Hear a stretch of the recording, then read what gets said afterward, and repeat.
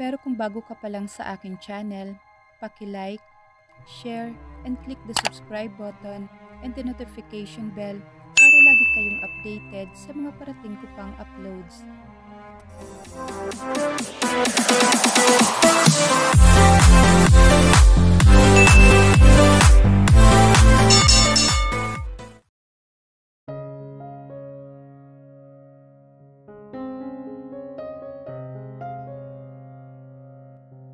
Limang araw lang si Lola sa Seattle at nakapag-decide na uuwi siya kasama kami ni Alejo. Nagpapasundo siya sa driver sa airport na uuwi kaagad si Lola pero bigla na lang akong naging kati-kati dito sa airport. Tumawag si Paolo na ito na lang ang susundo kay Lola dahil inutusan daw nito ang driver ni Lola. Mag-aalas 4 pa ng hapon pero gusto ko nang biglang maglaho dito sa loob ng eroplano habang nagsisilabasan na ang mga pasahero.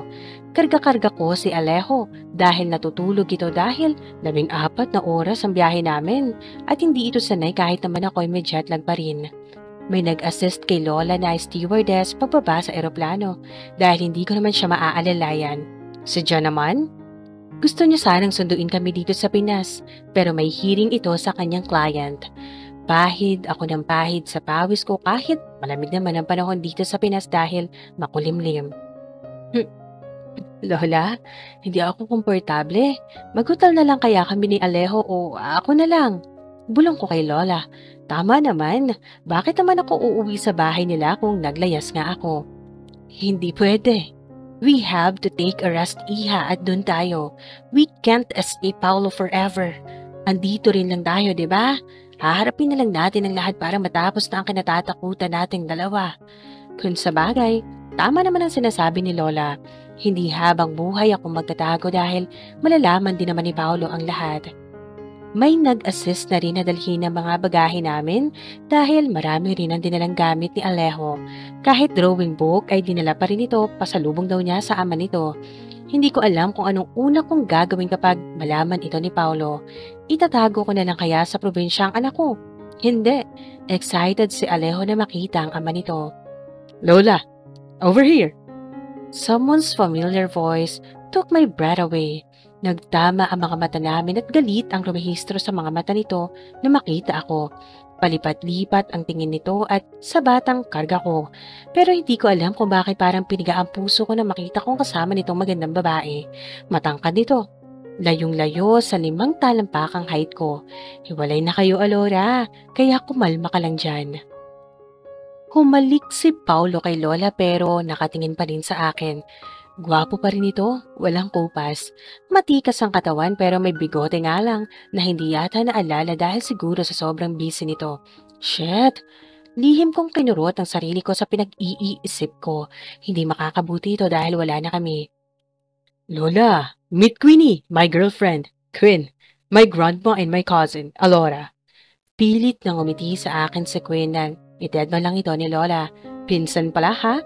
Sabi na nga ba parang hindi ko kayang umuwi dito dahil nasasaktan na naman ako, kahit wala akong karapatang masaktan. Hi, anak mo? Tanong nitong parang wala namang kwenta. Alam nga namang pinulot ko lang sa tabi-tabi para kargahin pero tinanguan ko lang siya.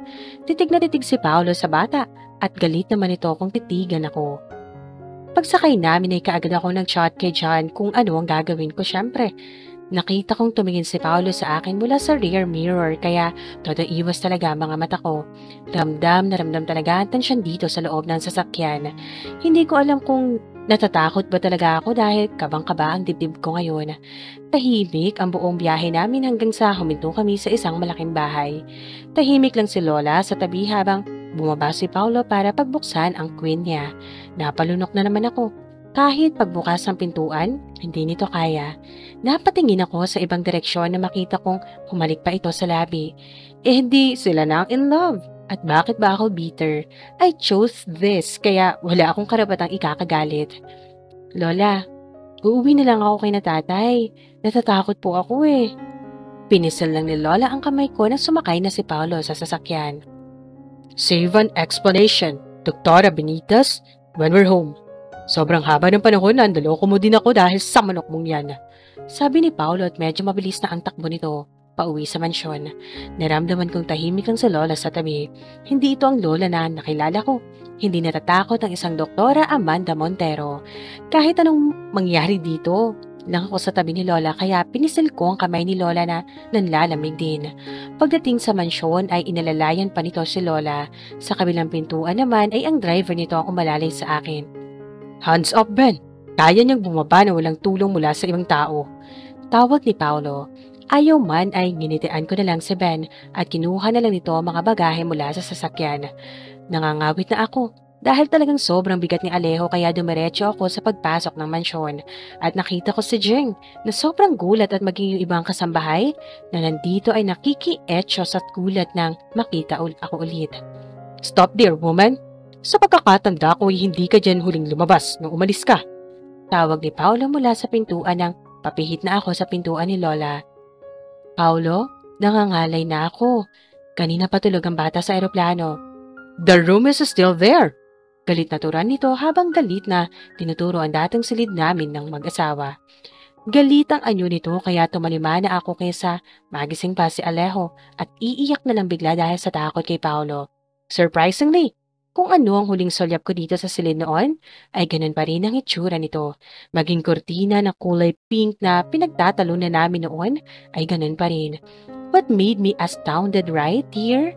Nang tumingin ako sa bubong, ay isang malaking mukha ko na nakangiti. Medyo bata pa ang mukha ko. Ibinaba ko na si Alejo pero bigla na lang itong humawak sa akin na mahigpit at naghahanap ng gatas. Kaya dali-dali ako naghanap ng bote sa bag ko para magtimpla ng gatas. Hala! Wala pala akong dalang gatas dahil bawal sa airport. Teka, anong gagawin ko? Tatawagan ko ba si John? Hindi, aalis muna ako saglit. "Mama will buy milk muna ha. Lola is right there. Sleep ka muna ulit." Tumango naman ito at natulog ulit. Pagbaba ko ay pretending nakaupo si Paolo sa upuan at si Lola. "Kaninong bata yun, Alora?" Buo at matigas itong tanong sa akin at galit ito habang nakatingin sa akin. Gusto kong mag-collapse dahil sa sobrang takot at hindi ako makahanap ng boses ko. "Sagot!" "Paolo, baka pwedeng mag-usap tayo mamaya na lang. Kailangan kong bumili muna ng gatas. Hindi pa nakainom si Alejo mula kanina." Humingi ito ng malalim at sa sobrang paghinga ng malalim, tumayo ito para kumuha ng pera sa kanyang bulsa. "Anong klaseng gatas? Si Ben ang uutusan ko. Huwag kang gumawa ng rason at takasan lahat ng tanong ko. Sit down right here. Baka ngayon mismo ay papakulong kita." Sagot nito. "Come here, Ben. Bumili ka ng 5 lata ng gatas na sasabihin ng babae yan. Nagugutom daw ang batang ninakaw nito." Nanlaki ang mga mata ni Ben at kahit ako dahil sa sinasabi ni Paolo. Tumalima naman si Ben ang utusan. Napalunok ako ulit na makita ko ang pagiging thoughtful ni Paolo sa anak niya. At least, hindi nito dinamay si Alejo sa galit nito sa akin. "Now, will that answer my questions?" Apo." "Isa ka pa, Lola. For 4 long years? Kaya palang tagal mong tumira dun sa Amerika? Because you know everything. You manipulated everything. Kaya ba ibinigay mo bigla ang kayamanan mo nang umalis yung babaeng yan?" Apo, I am so sorry." Nakita kong umiyak si Lola. Nasaktan ako dahil nasasaktan si Lola. Kaya lumapit ako kay Lola at niyakap ko siya. "Paolo, wag mo namang ginaganyan si Lola. Ako may kasalanan ng lahat." Sabi ko at hindi maiwasang hindi malubig ang mga mata ko. "Shut up! Malaki ang atraso mo sa akin. Pag mo kong susubukan baka sa isang iglap lang, ay hindi mo na makita ang anak ko at ipapalasap ko sa iyo ang buhay sa kulungan. Want that?" Ito na nga ba ang kinatatakutan ko sa lahat ng bagay. Hindi ko mapigilan ang hikbi sa posibilidad na mangyari. Kayang-kaya kong danasin lahat. Kayang-kaya kasi akong ipakulong ni Paolo anumang oras kung magagalit ito sa sagot ko. "Bakit bigla kang nagbalik, Alora? Di ba nagtatago ka ng 4 na taon? You dare to come here, ha? What do you want?" "Paolo, I told Alora tungkol sa sinasabi mong magpapakasal ka na kaya siya umuwi." "For what?" "I just said that dahil gusto kong sanayin ang sarili ko na wala akong asawa. You are the very last person na naisip ko na maniniwala sa sinasabi kong magpapakasal where I can't para maanal ang kasal namin. Good thing! At naniwala kayo. Para maibalik sa akin ang anak kong masyadong matagal na yatang inaalagaan ng surrogate mother na ito. Apo, don't do that to Alora. She was still young at the time. Umuwi ako para makuha ang kagustuhan mong maanal. Pwede ka namang gumawa pa ng anak, Paulo. Please. Isipin mo na lang na patay na ako at hindi kami nag-e-exist. Magpapakalayo-layo kami ng anak ko para hindi kami maging sagabal sa pamilya bubuuin mo.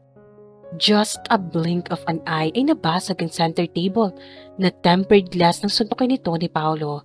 Nahintakutan ako sa nakita kong bubog na tumusok sa kamay nito. Si Lola naman ay umiiyak sa tabi. Apo, I'm so sorry. Tell me what to do. You can't forgive us. This woman is joking in front of me. Have you forgotten, woman? Anak ko ang batang yun at sa pagkakaalam ko ay baby maker ka lang. Anong klaseng nilalang to, Lola? She is opted to stay away when the child is born, but she took my son away. Hindi mo siya anak sa pagkakaalam ko. Ang sa usapan ay magbubuntis ka lang sa anak ko, sa tagapagmana ko. Hindi ang itakas para ampunin mo. Don't worry. Ma-annulled ang marriage natin, but don't expect to get along with you for the sake of my kid. Pwede kang umalis, pero iiwan mo sa akin ng bata. Itakas mo ulit ng bata at ipapakulong kita. Napahikbi ako sa takot. Nangyari nga ang kinatatakutan ko. Nasa isip nga ni Paolo ang agawin ang anak ko. Hindi mangyayaring iiwan ko ang anak ko. Paano mo nasabing anak mo siya? I'm a doctor, Alora. Baka ngayon din mismo ipa-DNA ko ang anak kong yun. At para matapon kita sa kulungan, sinasagad mo ba ang pasensya ko?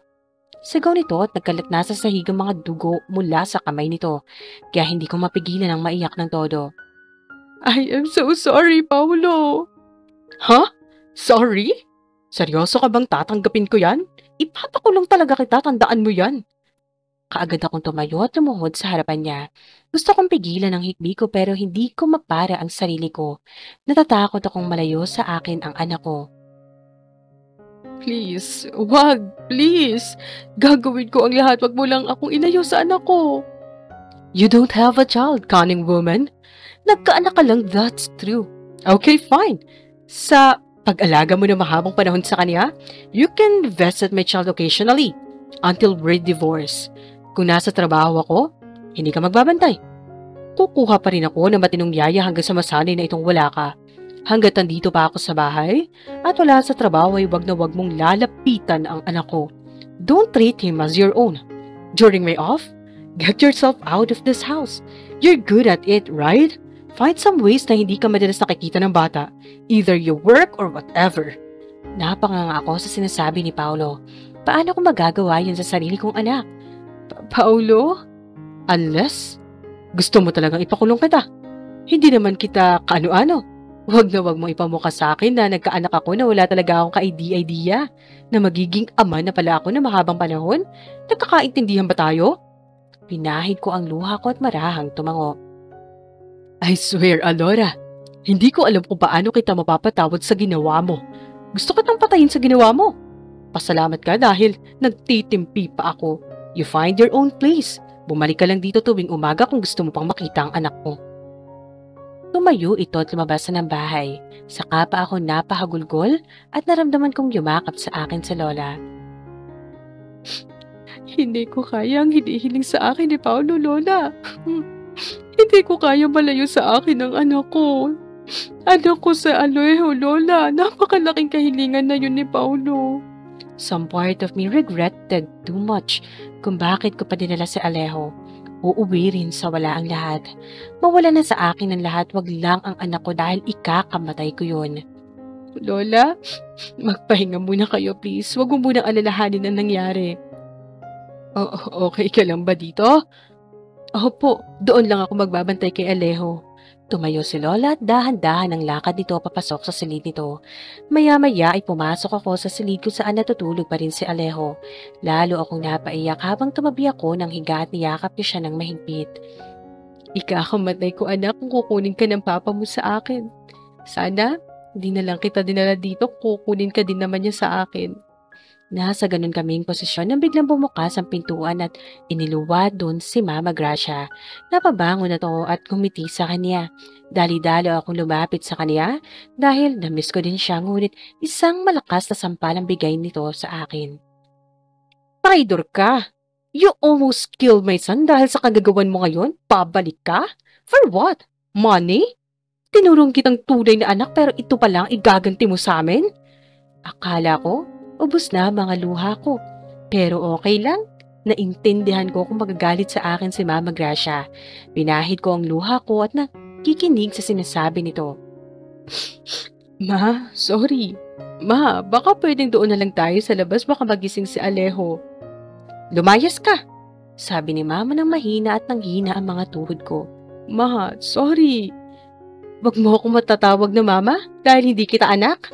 Umiiyak na sabi ni Mama sa akin. Lumayas ka. O baka gusto mong hilahin kita palabas ng bahay? Mama? Kaagad kong pinahid ang luha ko at kiting lumapit sa anak ko na umiiyak. Don't hurt my mama, please! Sabi nito na umiiyak kay Mama Gracia at lumapit sa amin si Mama. Alejo, hindi niya ako sinaktan. Paano mo yan nasabi? You cried! Yakap nito sa akin na umiiyak. Pinahid ko malalaking luha nito at hinalikan siya. Come on, big man. Umiyak lang kami dahil miss na miss ko na ang grandma mo. Alam mo bang miss na miss ka na din ng grandma mo? Sobrang bait ni grandma mo kaya wag ka nag-iisip na inaaway niya ako, ha? Really? Kaagad tumayo si Alejo at niyakap siya ni Mama, kaya pinahid ko ang luha ko habang mahigpit na niyakap si Mama ng bata. I really don't know you've grown up well, my little boy. You go back to sleep, my little one. We must go out early tomorrow. You want some toys? I'll buy it as many as you want. Is it okay, Mama? Can I go out with my grandpa tomorrow? Masayang sabi ni Alejo at napatingin ako kay Mama na blanco ang mukha nito sa akin, kaya ngumiti lang ako kay Alejo. Siyempre, busy din naman si Mama bukas. I'm going to look for a job para may milk ka po. Sagot ko. Want some milk, Mama? Kagad akong tumayo para bigyan sila ng pagkakataon ni Mama at ang anak ko kaya bumaba ako para ipagtimpla ng gatas ang anak ko. Ate! Bigla ay yumakap sa likuran ko. At nakita kong nakangiti si Jing sa akin. Kumusta ka na, Jing? Kumusta kayo dito? Ngiting tanong ko sa kanya. Ayos lang, ate. Namiss kita. Ako rin, Jing. Baby niyo ba yon? Tumango ako sa kanya habang nilagyan ko ng tubig ang bottle ni Alejo. Sabi ko na nga ba sobrang gwapo at gaganda na magiging lahi niyo, ate. Alora, let's talk. Natigilan ako na magsalita si Mama sa likuran ko at kaagad umalis si Jing sa tabi ko. Ma? Quit that innocence. Hindi mo ako madadala sa paawa. Ma, patawarin niyo po ako, Ma, kung nagawa ko yun. Alora, I am going to protect my son from you. Hindi mo alam kung gaano ako nagkaproblema kay Paulo nang umalis ka tapos ngayon babalik ka? Process the annulment right away. I don't want to lose a son just because of you. Mama, katulad mo bilang isang ina, hindi ko rin kayang mawala sa Alejo sa akin. Aalis ako kapag dala ko ang anak ko, Ma. Mag-aasawa naman si Paulo. Makakabuo pa siya ng pamilya, Ma. Ang kapal naman ng mukha mo. Hindi ba at surrogate wife ka lang? Ma, nagawa ko pong iwan si Paulo dahil sinasaktan niya po ako. Kaya po ako umalis dahil gusto ko makapag-aral at para deserving sa kanya. Hindi naman po kasalanan. Pumikit ako ng mariin sa ginawa ni Mama.